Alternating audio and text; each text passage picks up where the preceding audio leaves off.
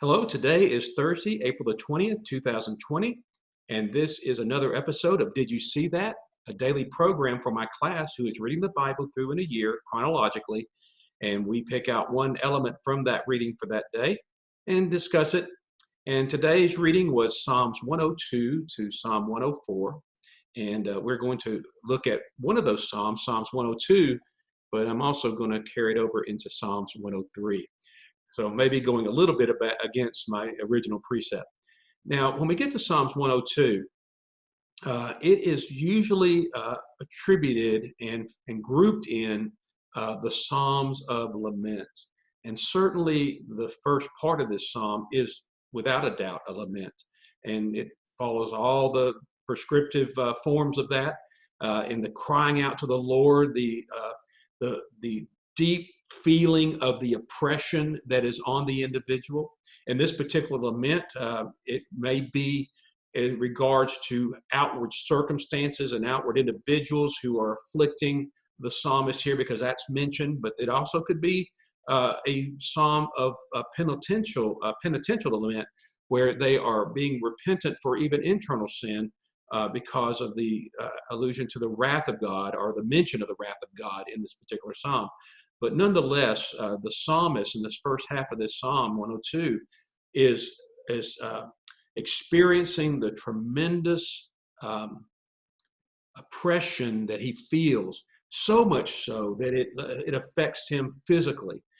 He feels like he's burning up, burning up to annihilation, if you will, like grass burning up.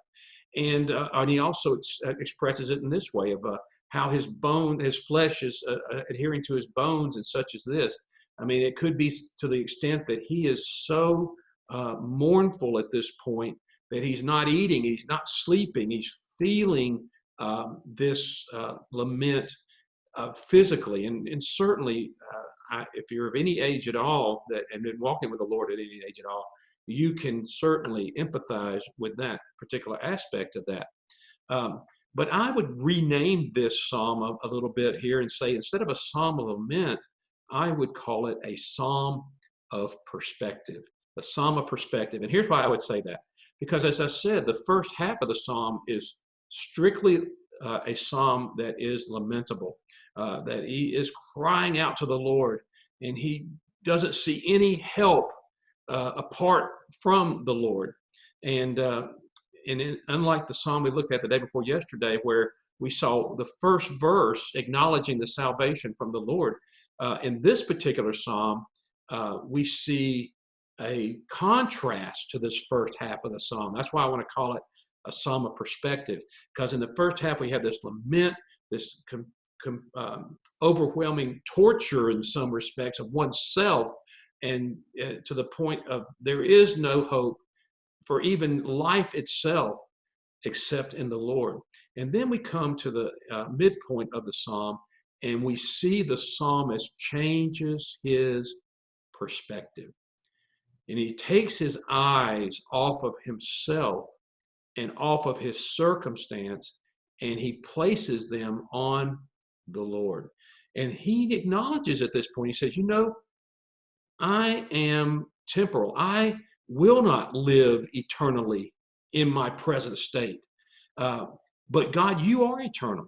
You never go away. This earth that I'm living on will pass away, but you never pass away. So his perspective is beginning to change here. He's saying, wait a minute now. My circumstances may look overwhelming, but they are just temporary. God is eternal.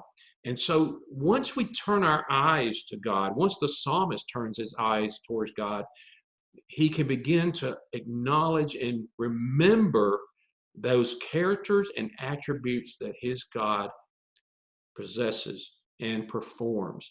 And one of those is his attitude towards his people.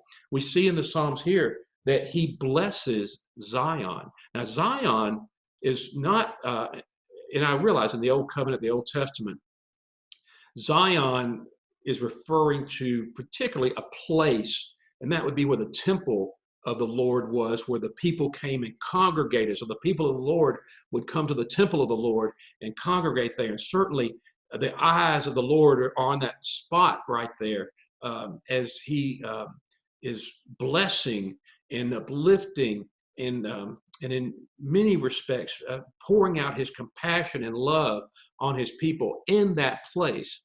But under the new covenant, under Jesus Christ, and the destruction of that edifice, that temple, because Christ is now our temple. Remember, Jesus says, if you destroy this temple in 3 days, I will build it again. He was talking about his body, and he is our temple now, and his people are spread throughout the earth.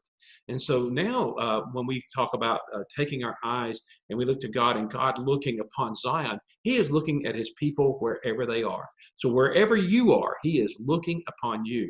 He's looking upon you with compassion. He's looking upon you with love.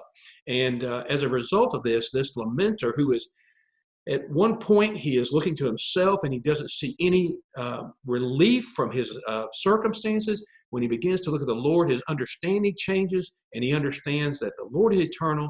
And not only that, the Lord is compassionate to his people and he loves them for an eternal love. It's eternal, it's not temporal.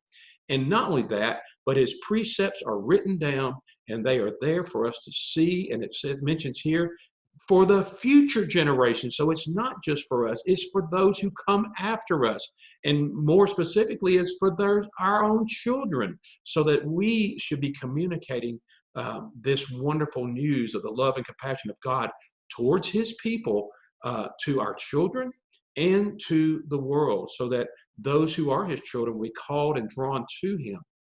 And so I'm going to deviate a little bit from my original premise of just focusing on one particular psalm. And I'm going to say, we're going to jump right to Psalm 103. Because when you come to that distinction there, when you change that perspective from looking at yourself and then looking to God, then Psalm 103 is a natural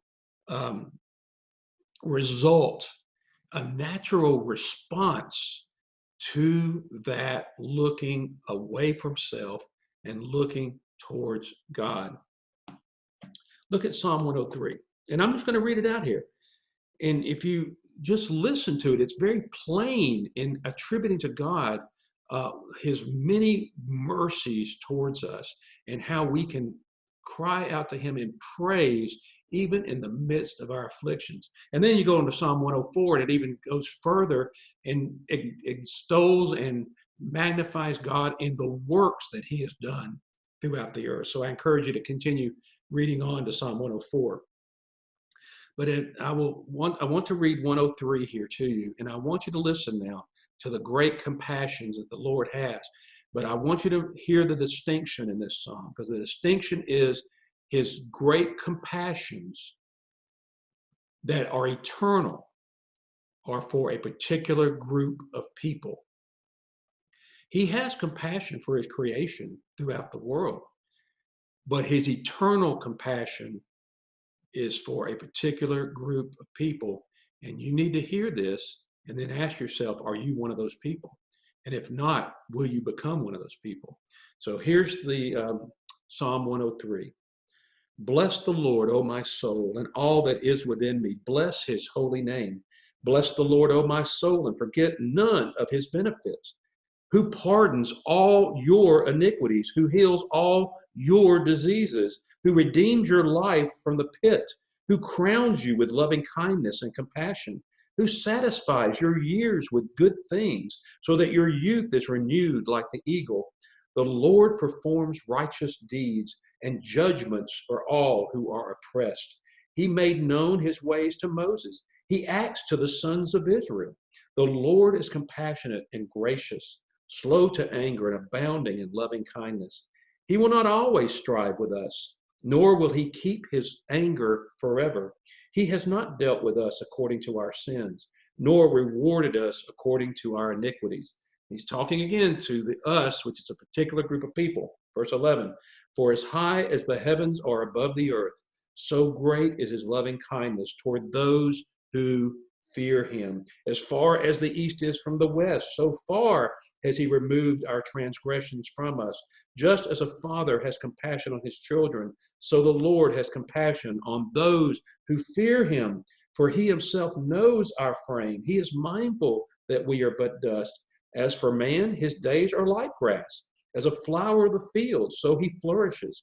And when the wind has passed over it, it is no more, and its place acknowledged is no longer. But the loving kindness of the Lord is from everlasting to everlasting to those who fear him, and his righteousness to children's children, to those who keep his covenant and remember the precepts to do them. The Lord has established his throne in the heavens, and his sovereignty rules over all.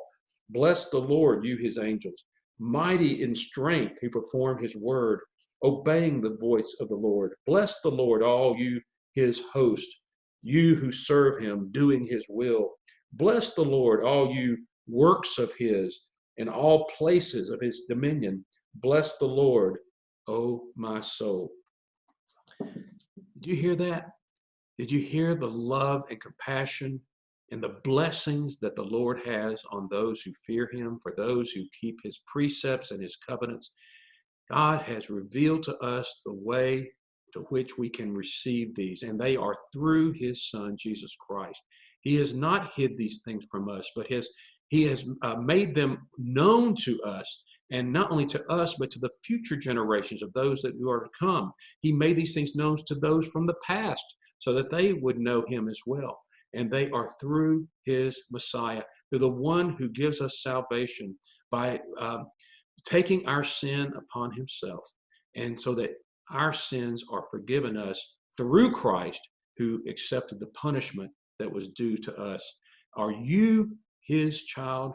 Do you know him? Can you read this psalm with all sincerity and honesty? You can, if you have called upon his name through his Son, Jesus Christ, and put your trust and confidence in what Christ has done in his life on the cross and in the resurrection, so that you may have this eternal, never-ending blessings of God toward his children. Have you seen that? Do you see that? Can you see that? I hope you can. This is another episode of Did You See That? And I hope to see you again. Thank you.